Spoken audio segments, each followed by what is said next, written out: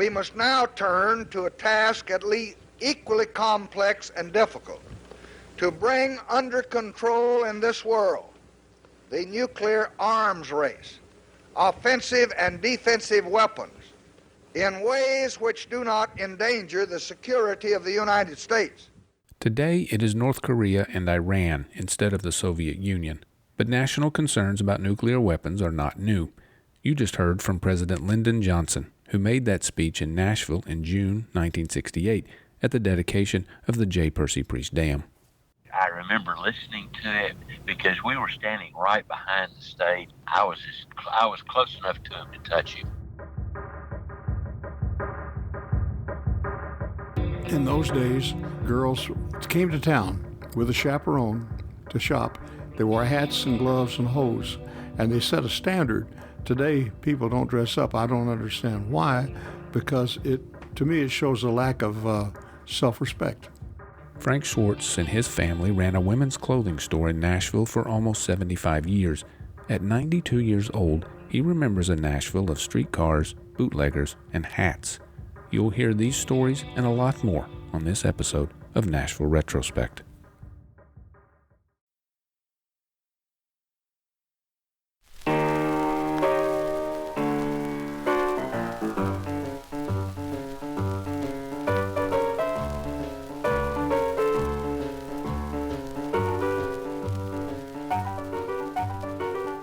Welcome to the Nashville Retrospect podcast. I'm your host, Allen Forkum. I am also the editor and publisher of the Nashville Retrospect, a monthly newspaper full of old news stories from and new essays about Nashville's past. Our June 2018 issue features the 1968 dedication of the Percy Priest Dam, about which you'll hear more later in this podcast. In our ongoing coverage of news from 1868, we have the amazing story of Myrtle Corbin. When she was just weeks old, her parents brought her to a Nashville hotel and, for a small fee, allowed people to see her. She attracted quite a crowd, too, because she had been born with 4 legs. Also in 1868, the Ku Klux Klan continued to terrorize freedmen and their supporters. Though the secret vigilante group eventually disbanded, it would regain popularity after the success of the 1915 movie Birth of a Nation. In 1923, the Klan held its first public rally in Nashville since 1869, on top of Curry's Hill, which is today's Rose Park in Edge Hill. A photograph captured the hooded, white-robed men and the 30-foot electric cross they lit over the predominantly black neighborhood. In 1963, figure-8 racing became a big hit at the Fairgrounds Speedway, literally. Cars raced in one lane on a track shaped like an 8, often colliding in the intersection. An article warned that the, quote, house of madness was not for the weak of heart, and that, quote, youngsters stare wild-eyed, women grow faint, and strong men gulp and wince. Along with these stories, the June 2018 issue features many others, including Satchel Paige's exhibition baseball game in 1962, Lawrence Welk's show at Municipal Auditorium in 1973, and a Tennessean editorial about Nashville's public transit crisis in 1972, though that one may also sound like a story from today. To see article excerpts and photographs from some of these and other stories, visit our Facebook page. You can pick up the latest issue of the Retrospect for only $1 at local grocery stores and markets. And at www.nashvilleretrospect.com, you can order subscriptions and even back issues. So if you're new to the Retrospect or skipped an issue, check out our webpage to see what you've missed.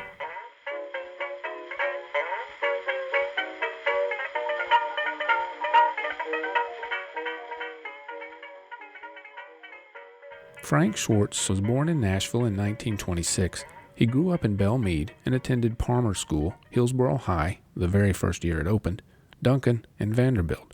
After serving in the Navy during World War II, he returned to work in the family business, Rich-Schwartz, a women's fine clothing store which the family owned from 1902 until they sold it in 1976. During much of that time, downtown Nashville was a shopping mecca, and the city itself was quite different from today, whether it was people wearing hats or buying liquor from bootleggers or riding streetcars. The streetcar ran all the way down to the end of the Bellmead Boulevard to the park. And at that point, the man stopped, changed the trolley pickup from the one to the other, and it went back. So you could go to town on the streetcar for a dime, I love the old streetcars.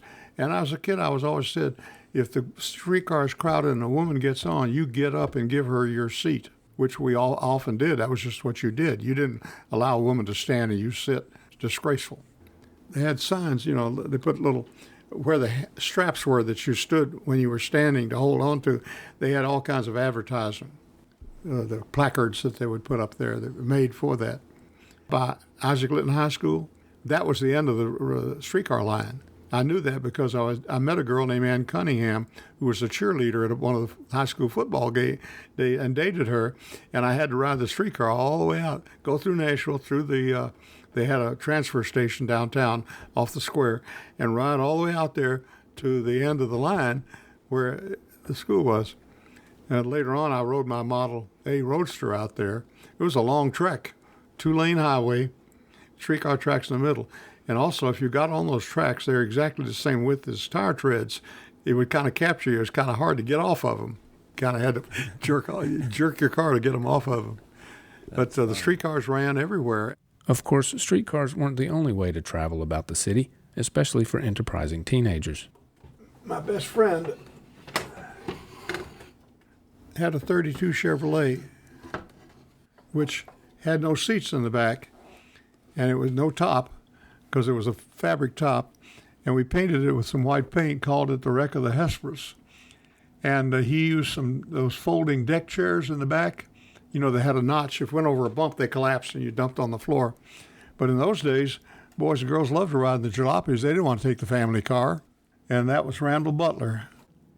He died a few years ago in Florida. I went down there and visited with him before he passed away. Mr. Schwartz showed me a framed 1942 photograph of the Wreck of the Hesperus. Lacking enough house paint to cover the entire car, the boys painted it with white stripes. Now, that is taken right there at the corner of Elliston Place and West End. There was a Firestone store right there, a Western Auto. I could buy parts from a Model A there, and that's where it split. And there was a big lamppost in the center, and people brought their scrap metal and left it there. For the war effort. Yeah. The scrap metal was being raised for the war. Yeah. This was an island at that junction, which they've removed. Is that the funeral home that's still there? Yeah. I recognize it, yeah. It's Marshall, Donnelly, and Combs. Soon after the photograph was taken, the boys themselves would join the war effort. Frank Schwartz served 3 years in the Pacific Theater as a radar and radio man on a torpedo boat. Across the street from where the photo was taken was the Hippodrome skating rink, a popular place of amusement, and not just for roller skating. So you could rent skates, or if you had your own skate key, it was really nice, so you could tighten them up. You rent skates, and they had a thing that played the Skaters Waltz, an organ they played, and they also had boxing matches. I used to go there to watch the Golden Gloves, and we go skating there quite often. And they discontinued that too. But at the Hippodrome, they used to have these dance marathons back in the early 30s, where you danced 24 hours a day, and whoever lasted long won $100 or whatever it was. And I can remember a mother taking me there to watch them. And there was these couples that were literally asleep on their feet, hanging on each other, but loath to give up because somebody was going to win. It was during the Depression, and money was tight. My mother darned our socks. We didn't throw them away. The Hippodrome closed in 1968. Nashville's population is around 700,000 people and growing every day, mostly from the influx of people moving here. With such major growth comes major changes. So many things about Nashville were unique, and it was a lovely place to be. In those days, it was a sweeter Nashville. Nashville, at that time, before the war, was about 150,000 people. It was not heavily populated. Everybody knew who everybody was. And my father always said, now you mind your manners because people know who you are and know your family. I remember one time I was riding on Bellmead Boulevard on my bicycle, and I was doing figure eights. There was no traffic. When I got home, they knew what I'd been doing. Somebody saw me and called in. We never locked the house. We never locked the car. You could go downtown and shop, put your your packages in the car. Nobody would touch it. Nobody would bother it. If there was a burglary in Nashville back in the 30s, it made the newspaper. A house was broken into. Amazing. People didn't do that. I can remember walking into people's houses and hollering for Jimmy Small or somebody, or Ham. You just walked in. If they were eating, they made you sit down and eat with them. But they never locked the doors. Today, you lock them and bar them, and you sit there with a gun. Downtown Nashville bustles with thousands of people daily, tourists, shoppers, residents, and workers alike. It's not the first time downtown has been such a big attraction. Everybody came downtown. All the stores were downtown. And Thanksgiving Eve or the Thanksgiving weekend is when everybody put their windows in for Christmas. And it was we worked the whole weekend like 24/7 until we got our windows in. Kane Sloan's always had beautiful windows, little electric trains running around inside and all that sort of thing. There used to be street photographers, and a man, he had a box on a strap that he held in front of him. It was a big box camera, and he would walk up to you and push a button and hand you an envelope with a number on it. And if you sent $1 in, they would send you the photograph of you walking down the Nashville streets. And it was really great. My father's store was originally, grandfather's store, on Fifth Avenue, in the middle of Fifth Avenue.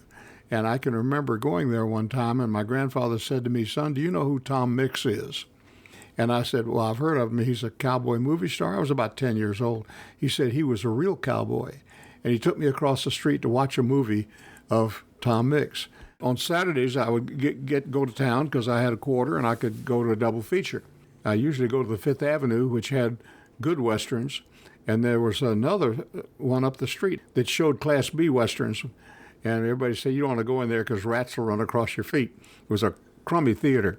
But the Fifth Avenue Theater always had the Hopalong Cassidy and some of the Tom Mix and the Lash LaRue and all those people. I met Lash LaRue many years later. It was quite a thrill. Before the spread of suburban multiplex theaters, downtown had the most offerings for cinema lovers, including the Lowe's Vendome Theater, which burned in August 1967. Well, I remember Lowe's Theater. It was a beautiful old theater, and after the war, I became acquainted with Mr. Cranch, Ollie Cranch, who was the manager there, and he had a lot of memorabilia. When that building burned, he lost a treasure trove of posters and all that stuff, and he was really into movies big time. He was not only was he the manager, but he was aficionado.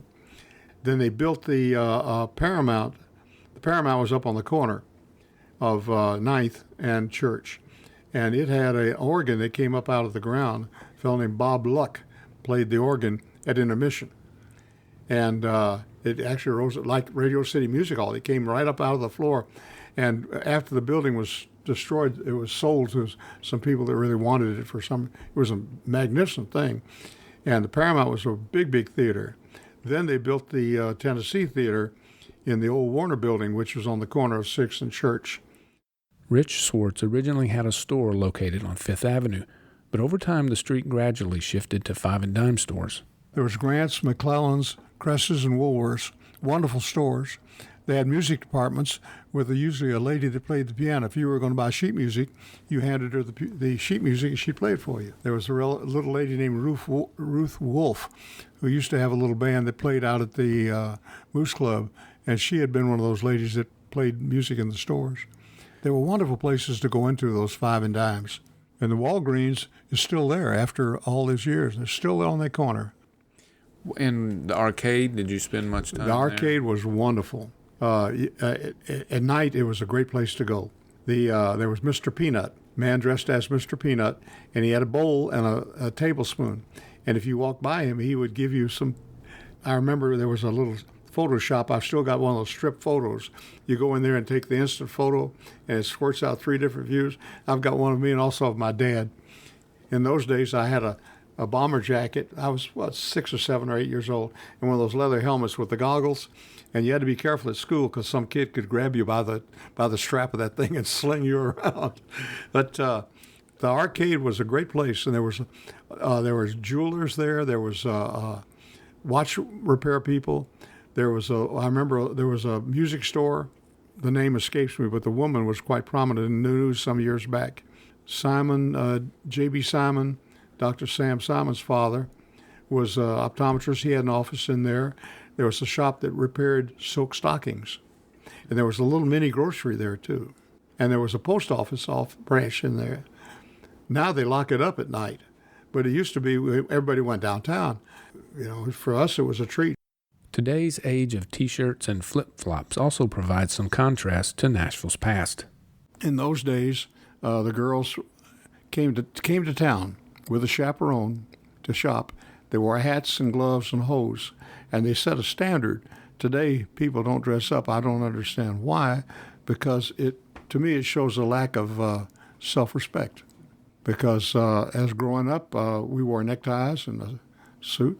I even had a suit once that my father had worn. They cut down for me. And in the wintertime, men wore fedoras, felt hats. After Memorial Day, they switched over to straw hats. And in the fall, after Labor Day, they went back to the other hats. And I can remember everyone wore a hat. Women all wore hats. And it was quite a unique thing. As a matter of fact, as a teenager, there were a lot of dances. And big bands would come through. And it would be either at one of the country clubs, they'd rent the ballroom and so forth and so on. And we wore tuxedos. And the day of the dance, the florist trucks would be all over town delivering corsages to the girls who had a date. And if they didn't, if you didn't have a date, you were often invited as a stag to help dance with all the girls. No girl was ever allowed to sit down or be stuck with somebody.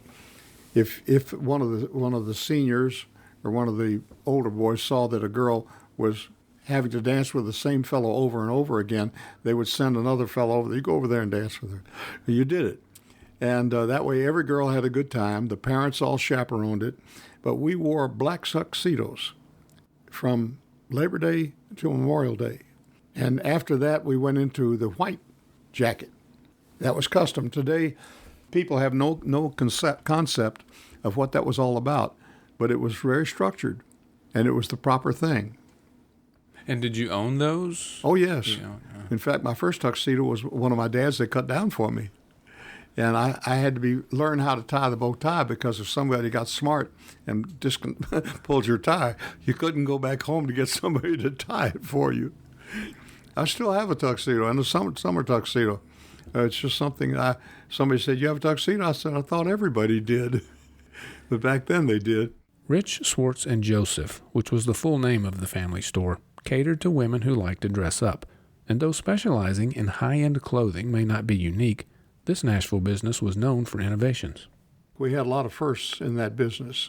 My grandfather had, of course, started out at the beginning of the industry, so to speak, when most women had dressmakers.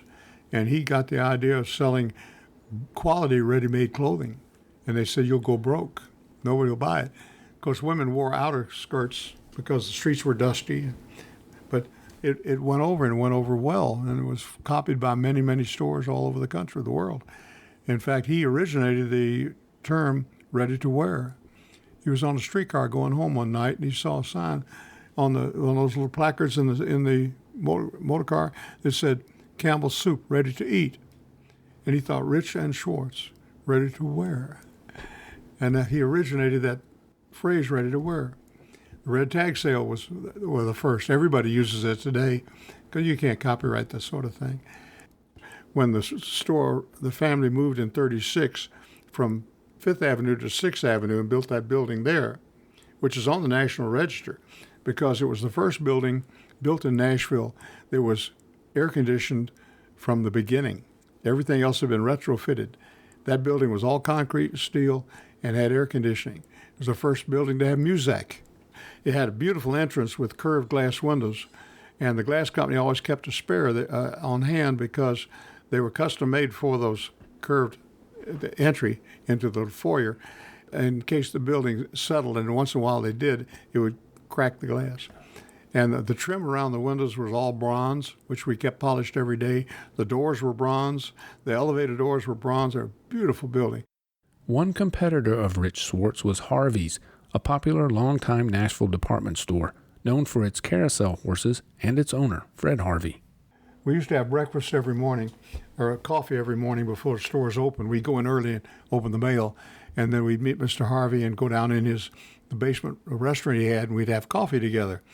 And Mr. Harvey was a fascinating man. He, after my dad and grandfather passed away, if I needed advice, I'd go to him. He was like a Dutch uncle. But he was your competitor, and he would tell you what he's going to do to you. I'm going to get that line you've got. I want to get it. He would tell you up front. There was no subterfuge about the man. And I admired him for his honesty. And we also belonged, they had a Retail Merchants Association, and the Kings and the Sloans were having a real problem fighting Harveys, King Sloans. And Dad was at a meeting, and John Sloan said to Dad, well, what's Harvey going to do? And Dad said, well, I don't know what Harvey's is going to do. And he said, well, you have breakfast every morning. What do you talk about? And Dad said, you. In my research, I've come across many stories about bar raids and still smashing in the Nashville area. Though Tennessee had a number of laws regulating the sale and manufacture of alcohol, its 1917 bone dry law was the most strict, and it was passed 2 years earlier than national prohibition. Neither law stopped the flow of liquor in Nashville. Jimmy Kelly, you know Jimmy Kelly's restaurant. The old man was a society bootlegger. He opened a restaurant at 216 7th Avenue. And you could go in there and get a drink. They had slot machines, great steaks, even during Prohibition. And if you went in there when usually half the legislature was over there. And he then moved out to the old, across from the Belmead Theater. And they stayed there until they had a fire at one time. Then they moved to the location over there off of Louise Avenue. And I think his son or his grandson still runs it. But at that time, they were bootleggers. And I can remember one time my dad and Joe Baker, who was the manager of the Woodbine Country Club, had bought a keg of liquor from some bootlegger. And they kept it behind they had wood-fired stoves. And every morning, Mr. Baker would go there and kick the barrel once. And after the war, they opened it up. And what hadn't evaporated, they poured into a big mason jar. And I don't like the taste of whiskey, but if I ever was going to drink whiskey, I would have wanted some of that. It was great. A little of it was pretty strong. But Nashville, of course, you couldn't get liquor or anything. People made near beer and made homemade beer and made homemade wine. You used to be able to buy gallons of wine up in Ridgetop. Up until just recently, you get a jug of wine up there, red wine, good. Because now there are wineries everywhere, but in those days, you couldn't get anything unless it was bootleg. And I can remember when they finally decided they were going to allow sales of beer, Dad got in the car, in the old Dodge, and I was like 1932 or 3, and I can remember we kids in the back were singing, "We want beer," and he drove all the way to Kentucky to get it, and they sold out. And that was a long trek in those days. It was a day's drive. There was another place called the Automobile Business Club out in Bordeaux, and it was run by a fellow named Jake Markle and a fellow whose Italian name I forget.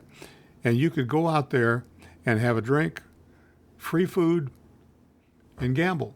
They had roulette and blackjack and slot machines, and they had a big bingo game for the ladies. And even after the war, I can remember going there and you drove out this Anderson Road, I think it was some down the road, to this big building, and you knocked on the door and the window slid open. They called me Little Schwartz. I was 22 years old, but my dad liked to gamble. But he would only say, I'm going to give this much money to have a good time. So if he put out $50 and lost it, he quit. He said, if I win, I play with their money. If I lose, that's what it cost me to have dinner and a good time. But that place stayed open until the do-gooders put them out of business. Again, half the legislature would be out there when they were in session.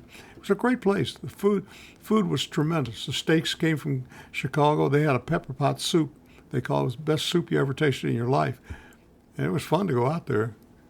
And, of course, there were people, moonshiners, and they would come to Nashville and sell that stuff. You couldn't get liquor. You couldn't get beer.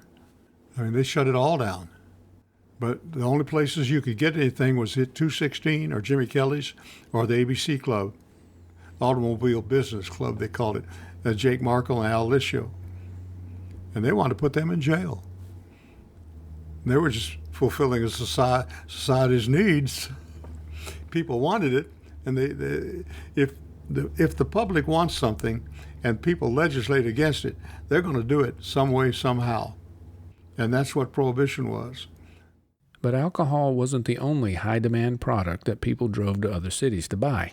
I can remember on Sunday afternoons, my father would say, "Who wants ice cream?" Well, we didn't have freezers in those days, and he would drive all the way to Murfreesboro in an old 29 Dodge, I got a picture of it over there, to buy ice cream at the Red Rose Ice Cream Parlor. That was a real treat. He would take me and my sister and my first cousin for a ride. In those days, who wants to go for a ride? We knock each other down to get in the car because that was a treat. Today, I remember once saying to my kids, "Would you like to go for, you guys like to go for a ride?" "Why? What for?" I thought, forget it. It's an era that's past. Mr. Schwartz lives in Hendersonville today, where he's been for 30 years, having retired from the electronics business. People say, "Well, why don't you move back to Nashville?" I said, "I didn't leave anything in Nashville, and I don't like what they've done to it." Progress is like lava flow. It takes everything in its path, and you can't stop it. I look at the obituaries, and occasionally I'll see someone I went to school with or someone I know that's passed away. And it's very sad. Of course, I know I'll be there soon. You know, I'm 92 years old, going on 93. If I'm lucky, I'll live to be 100. If I'm still able to, feed myself, take care of my house, I do my laundry, I do everything. I don't go dancing as much as I used to because my legs give out. My legs will go numb if I stand still in one place very long. And if I'm dancing, I got to keep moving. So if we go to American Legion to dance, and they have a nice dance band for regular ballroom dancing, which I did all my life, I can dance once and sit out 3. Used to be I dance every dance, but I can't do it anymore. Our thanks to Mr. Schwartz for the interview. You can see some of the photos he mentioned on our podcast webpage.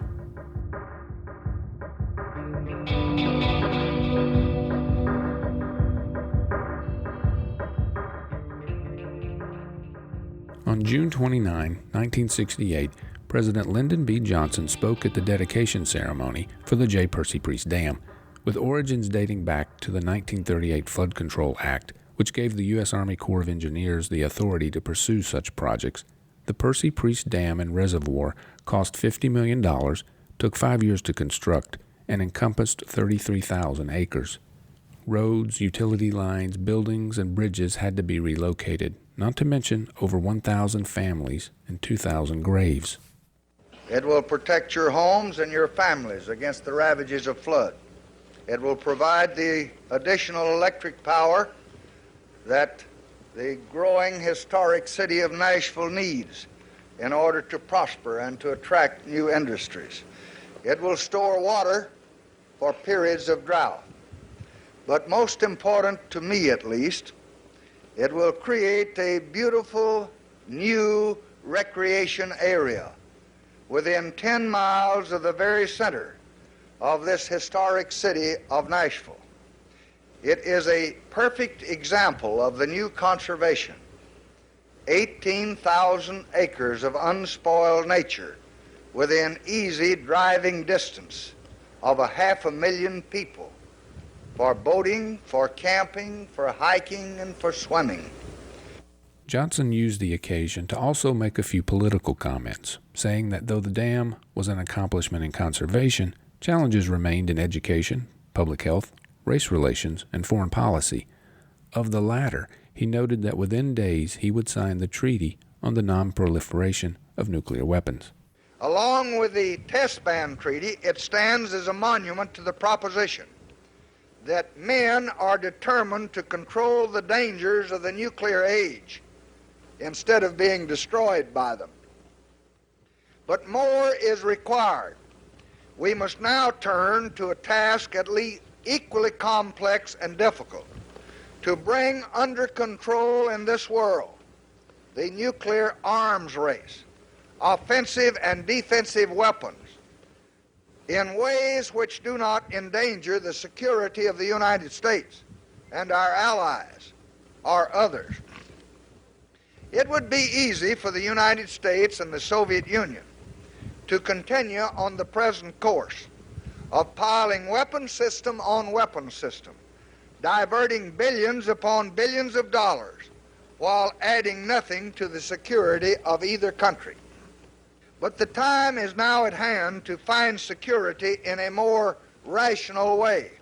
Being the 50th anniversary of Johnson's visit, I wanted to feature this story in our June 2018 issue. Looking through old Nashville banner photographs at the downtown public library, I hoped to find aerial pictures of the land before it was flooded, and luckily I did. There were also photos of LBJ arriving at Berry Field on Air Force One, of the crowd of 5,000 people at the dedication, and of local officials speaking at the podium, including Mayor Beverly Briley. But one photograph in particular caught my attention. It showed a smartly dressed rock and roll band performing on stage, and the bass player looked a lot like a man I worked for over 35 years ago. Yes, that was me. I was there early that morning until afternoon. It was a beautiful day, hot, sunny. We didn't have any rain because I know at the time I was driving a 1966 Corvette convertible, and for me to carry my equipment, I had to leave the top down. Bill Staggs is a Nashville area pharmacist. Back in the early 1980s, I worked for him at his pharmacy in Mount Juliet, which, coincidentally, is where those 2,000 graves were relocated. I remembered that Bill loved the Beach Boys, but didn't recall him being in a band. They were called the Townsmen, and that day they were playing backup for the Jordanaires. We did about 3 songs, I think. I can't remember what they were. We had backed them up a few other times before. And before Johnson had told anyone that he was going to appear at this dedication, they had asked a lot of acts in town to sing at it, and the Jordanaires accepted and said, yes, we can do this. But then it was announced that President Johnson would be speaking at the dedication. So everybody in town wanted to do it. And they said, no, said the Jordanaires said they would do it for free, and they volunteered before they knew he was coming, so we're going to let them do the program. And so that's really how we got into it. I asked Bill what it was like to be a part of a presidential visit. That was not that long after Kennedy was assassinated. And when we got there, they looked through all of our equipment, took it apart, and didn't put it back together, which we had to put it all back together. They told us that he would be walking right by us and would be there, and not to make any moves toward him. Says you cannot shake his hand, you cannot touch him, you cannot do anything. And I was hoping just to say hi and get a picture with him, but I never did get to do that, so that was a disappointment. Because we were standing right behind the stage, I was close enough to him to touch him, but I was afraid to. Our new conservation must build on a new principle, bringing nature closer to the people. That has been my goal since I became president. Along with peace in the world and progress at home, there is no legacy that I would rather leave than a permanent program of real conservation for this nation. Stay here a minute. Our thanks to Bill Staggs for the interview, and to the U.S. Army Corps of Engineers and the Nashville Public Library for the audio clips and photographs.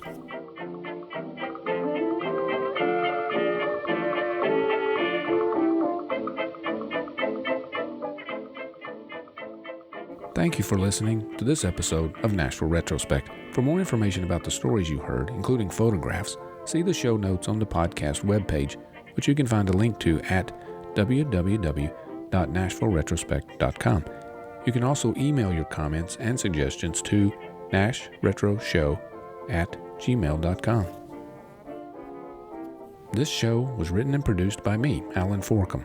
Stay tuned for the next one, and in the meantime, don't forget to pick up your copy of the Nashville Retrospect.